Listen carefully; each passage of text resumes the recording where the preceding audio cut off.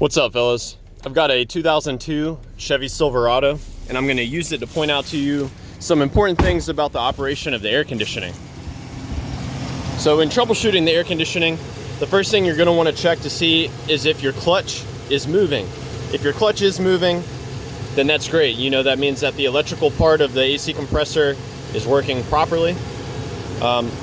For many of you, this will not be turning, and that can mean a couple of things. Right off the bat, you'll want to check the level of charge in the system. You can do that using the low pressure port here. And if you see some residue, like this one's got some green residue, then you may have a leak. Assuming that your system is properly charged up, there's a couple things for you to check. The quick and easy ones, the obvious ones I'll point out to you right now, that's going to be the two fuses as well as the relay. Now your AC relay is going to be this one right here. You can try tapping on it to see if you can get it unstuck, or as a troubleshooting step, you can swap it with your horn relay, which is right there. If your horn works, you know that your horn relay works, so that would be a good thing to swap with. As far as the fuses for you to check, there's actually a total of two. The actual AC fuse is going to be a 10 amp fuse located actually right above your relay right there. Just grab it, wiggle it out. You can check to see if it's intact or not. As you can see, this one is fine. So I'll go ahead and put that back in. If you find that that fuse is blown, you'll definitely want to replace that. Now there's another fuse that's overlooked. That is the ignition E fuse, and that's going to be that 10 amp fuse right there. So be sure to check that one as well.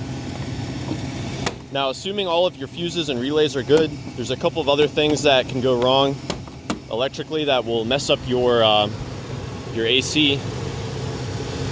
There are a total of 3 sensors that are vital, and I'll point out those to you now. Now this one right here, this is your high pressure interrupt switch. So that basically kicks off if the pressures get too high. The switch will connect those two wires together and basically send a signal to the computer of the car saying, hey, the pressure's too high, you need to interrupt this, and it will no longer send the signal to the relay. Now this is where the actual signal comes in right here. There's a power and a ground present here. The power is coming from the computer itself via the relay. The ground is straight wired to the ground. So obviously you need to make sure that you're getting the ground in order for the switch to be complete. I'm checking off of the battery voltage here. And as you can see, I've got ground potential. So this one right here should always be grounded. This one receives power when the relay is triggered.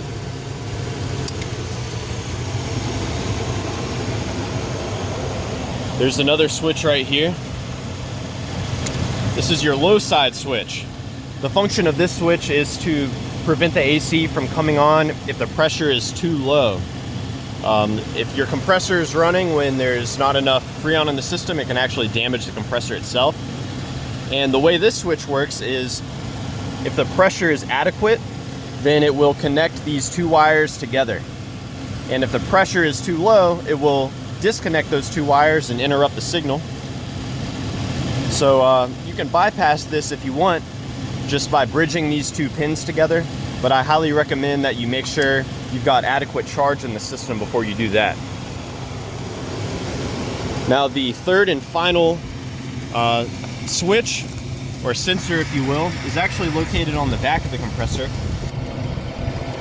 Right there.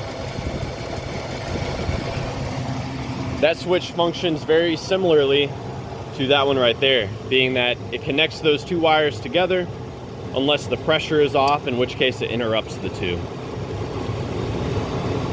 So yeah, I hope this was helpful in troubleshooting your air conditioning.